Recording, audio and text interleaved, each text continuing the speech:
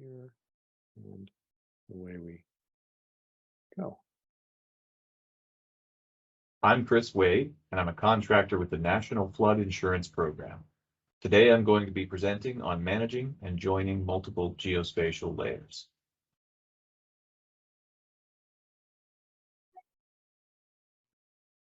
Let's start by identifying the problem we're trying to solve. There are multiple sets of publicly available geospatial data which cover the entire country. Some of these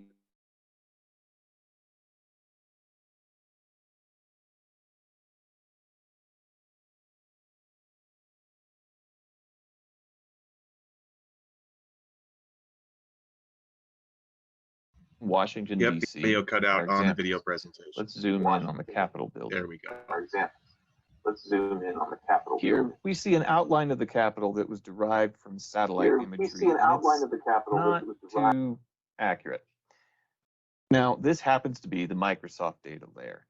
Most of the time, as you can see with these smaller buildings, the data is pretty accurate, but sometimes we need a second opinion. Here's the same view, using data from Oak Ridge National Laboratories. As you can see, the building outline for the Capitol is much more accurate. But if we were to pan around the city, we'd find areas where we might prefer to use the other data set. Now here are the two layers shown together, along with a third layer of points from the National Structure Inventory maintained by the U.S. Army Corps of Engineers. We can see that there are differences. But what we want is to be able to take the location of any building in the country and pull up all the data we have on that building from all of our different layers. What we don't have, though, is a way to join a building outline from one layer with a building outline from another layer, other than the fact that they exist in approximately the same space on a map. We're going to be taking a look at a data diagram to describe how we solve this problem. But first, I'll give an overview of how we store and maintain such large amounts of data. Managing building data for the entire US requires terabytes of storage space, so we use a cloud-based DB that can expand as needed. Here we're looking at my local laptop DB, and I don't have that much storage space. So what we've got are Rhode Island, Delaware, and District of Columbia. But whether or not you've got terabytes of storage, the architecture of the database is equally important. Managing this much data requires that it be well organized and accessible. A key part of our architecture is a concept in Postgres called table inheritance. Table inheritance essentially means that you create a parent table and then you create child tables that inherit all of the fields and properties of the parent tables. Data doesn't need to be stored in the parent table necessarily. It's stored in the child tables, and the parent table reflects everything that is stored in all of its child tables. If we go back to our database, we see that we've got a Bing schema here, and we've got a Bing data schema. In the Bing schema, we have a building footprints table. This is going to reflect building footprints for the entire country. But down here in Bing data, we've got DC building footprints, DE building footprints, and RI building footprints for District of Columbia, Delaware, and Rhode Island, respectively. Now, each one of those is going to contain only the data for that state or district. But we can also select that data from up here in the parent table without doubling the size of the database, because we don't store the data twice. It's only referred to from the parent table. This is a very helpful concept because this lets us ETL our data state by state and limit the size of our tables. Okay, so all of this data starts out in data files from our various sources, and we use tools like Ogre to Ogre and the PostGIS tool Shape2 PGSQL to pull the data out of the data files into our staging schema. You see here we have a schema called being staging. This is the schema into which we dump all of the data from the data files in its raw form. And then during the transform part of ETL, we take that data, we move it over to the being data schema, and it goes through a few different transformations, such as adding our own ID, making sure that all of the geometry fields have a common name, i.e. shape, and that each of our geometry fields has an SRID assigned and a geometry type. We're going to use Crunchy Data's PG tiles serve to serve up all of this data as tiles later on in the process. So at this point, we also add permissions for the tile server to the tables that we want to show. Now that we've got our data fully loaded into the database, the next phase it goes through is a hydration phase. When we're using the data, when we're requesting it through our API, we want to limit the amount of geospatial querying that goes on in the database. We don't want to overburden our database with those things when we're getting user requests. So what we do is we run some geospatial queries on each row of our data that contains a geometry. Store the results for easy access later. So for instance, when we hydrate the data, we calculate the centroid of every polygon and store it in our hydration table. We also store a Google Plus code, and we locate that polygon within its census block, as well as within a community, which is an internal designation we use when working with FEMA data. Another key part of our architecture is layer management. We don't want to just throw a whole bunch of data into a database. We also need a way to access that data by name, know what we've stored, know when we stored it, and be able to do some meta operations on that data. So in order to accomplish that, we have a layer management schema. This contains references to each of the layers and what I call instances of those layers. So for instance, here we see a reference to the building footprints layer, but each of those instances, like DC building footprints, RI building footprints, etc., are stored in the instance table as a reference to the layer. We don't need to go into this in very much detail. All I want to tell you is that this enables a lot of functionality, such as with our API and with the UI that I showed you earlier. It makes a whole lot of functionality possible. It gives us handles on each layer and each instance of that layer in order to be able to manipulate them programmatically. Before we get back to our data diagram, I want to digress a little bit and talk about the processes that we use when working with large amounts of data. One of the common questions people have is, how do you write queries to deal with a large state like California, Florida, places that New York, places that have a large population, large number of structures? Well, the simple answer is you don't. When working with huge amounts of data, you don't want to run queries over a table that has millions of records in it, because no matter how much memory you have, you're going to end up with a query that takes a long, long time, sometimes hours or even days, and you can't afford to do that. So what we do is we break up these operations into a single query per row and put them in groups of 10,000. And that's what you see going on here. This is part of the hydration process for Rhode Island. And you can see we've got over 392,000 records, and it's handling them in groups of 10,000. It's doing things like converting the centroids to plus codes. Up here you see it was storing the centroids initially Just a note to give you some insight into how we handle all this data when we're running these processes to prepare it in the database. Okay, moving on. I'm going to walk you through the data diagram we looked at earlier. Let's start out by looking at this section. These are tables from the US Census and the community layer that I mentioned earlier. Some of our work involves knowing how many structures exist within a given area, and this part of the diagram shows the relationships between those areas and each of the data layers we're working with. If we zoom out, we see this section,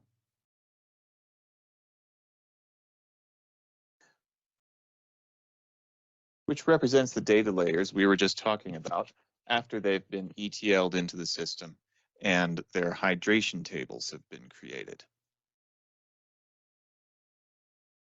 The two data layers we're going to focus on are these primarily: Microsoft Bing's Building Footprints layer and Oak Ridge National Laboratory's Structures layer. As I said previously, there's really no way to join the outlines in these two layers together other than through geospatial querying. But our problem is made more difficult by the fact that none of the outlines in each layer exactly match the other. Returning to our overlay of Washington, D.C., by panning around the map, we can easily see that these two layers are almost never going to provide us an exact one-to-one match. What we want is a unique identifier for each building that will give us access to the data in both of these layers. The first problem we need to solve then is to make sure that we're working with unique geometries.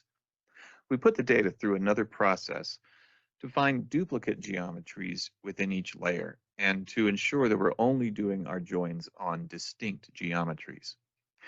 We save one ID for each geometry, and we also save the IDs of the duplicates because we might want to track back to the duplicate rows later to see if any of their other data is different. But for now, we can proceed to join on our distinct geometries. The pink colored tables in this diagram represent views that have been created before convenience because we like to see what we're working with, but we don't want to store the geometries again in an actual table because that would unnecessarily increase the size of our database. So we store the IDs of our unique geometries, and then we join them back to the original tables when we're doing our geospatial queries. The next part of the diagram to look at is this one. These purple tables in the diagram represent materialized views in which we've joined these distinct outlines in different ways. The first type of these joins I've labeled a spatial join, and this is the type of join where we have the highest degree of confidence. Here's an example of that kind of join. The criteria for this join are that the polygon from one set must overlap the polygon from the other set in such a way that the centroid of each polygon falls within the polygon of the other. When we have this type of join with building outlines, we can be pretty certain that we're talking about the same building. The next type of join is called an intersect join. And here's where things start to get interesting. An intersect join is one where each polygon overlaps the other to any extent and has not already been included in one of these spatial joins. But let's take a look at our map again. This is an area of a town in Delaware, and we can see a number of instances on this map, here, here, here, where two polygons intersecting does not necessarily mean that they represent the same building. That's why we need to filter our intersects down to those in which we have confidence. But how do we do that? Well, there are two variables that we use. First, the two polygons in an intersect join have to each have a minimum amount of overlap with the other polygon, measured as a percentage of the total area. The second variable is that the total area of each polygon must be comparable to the other polygon within a certain ratio. And when we adjust these two variables, they produce varying degrees of certainty about the overall rate of matches. Let's look at a couple of examples. This is a good example. Here are two polygons that are shaped in such a way that the centroid is outside of the polygon. So these would never fall into one of our spatial matches. However, by using an intersect match, we can determine that a high enough percentage of each of these polygons overlaps with the other, and the relative sizes of these polygons are close enough that we have a pretty good degree of confidence that we are talking about the same structure. Now this one, we have a lower degree of confidence in, but they are close enough that we can be fairly confident that we're talking about the same building. As we adjust these variables, we will get more joins like this or fewer, and we can do a final inspection visually on a satellite map to determine if the degree of confidence we have is high enough for these joins. Once we've adjusted our variables and gotten our spatial and intersect joins out of the way, everything that remains goes into our set of exclusions. Exclusions are any polygon from either set that haven't been included in our two types of joins.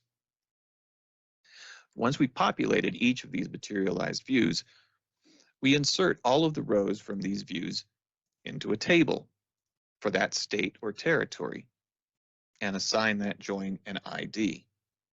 Again, using table inheritance, these rows are reflected in the national outline join table, and this gives us this golden row. This was our goal, a unique ID for every single structure in the United States, joining two layers of geospatial data together. Now that we have this golden ID, if we zoom out, you can see that we have these other data layers in our database representing points associated with structures. By using a similar process of materialized views and various types of geospatial joins, we can bring in even more layers of data to add to our knowledge of each of these structures.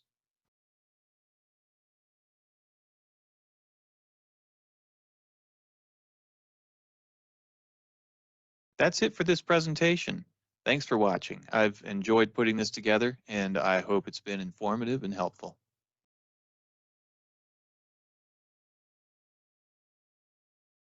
All right, and now we have joining us. All right, and Oop. now we have joining us Chris Wade, but I'm echoing through you. Chris Wade, but I'm echoing through you. I am here. Hey, so I don't know. How you I don't doing, see Paul?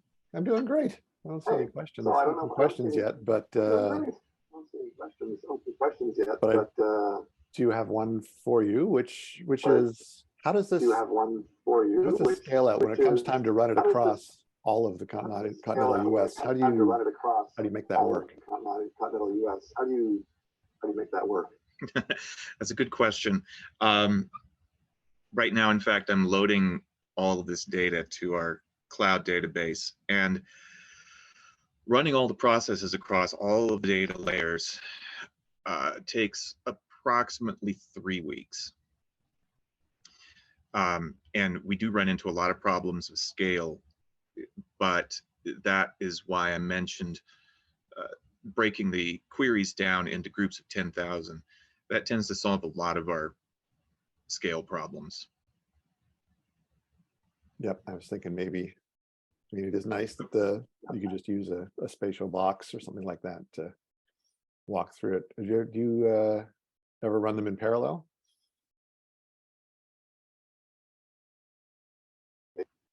I've had some problems running things in parallel. I like to run things in sequence that keeps the logs clearer. I have done that, though. It just kind of slows everything down. What is I saw you mention this early on. I don't know if you explained it while I wasn't listening. What is a hydrated table, and what does it mean to hydrate a table?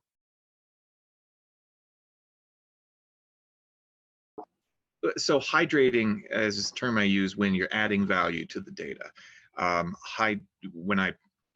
Once we've ETL'd all the data, we have the raw data in the database, but we want to add things like, we want to find the centroid of every polygon. We want to find what census block it's in. We want to add Google Plus codes because those are helpful when doing these kind of matches. And things like that. Sometimes I convert all of the post-GIS geometries into GeoJSON for easier access on the front end.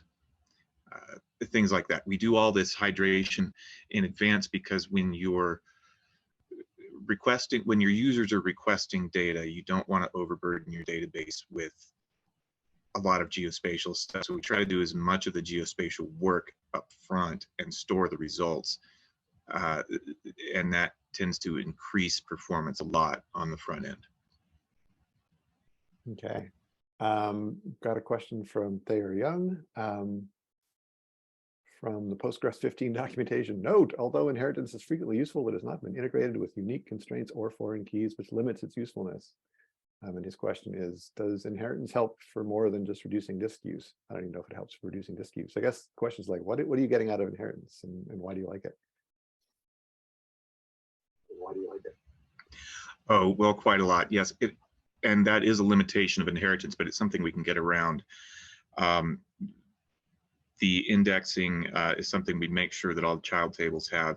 It helps us in processing because rather than running a query that involves the entire data set, we can operate on one state at a time.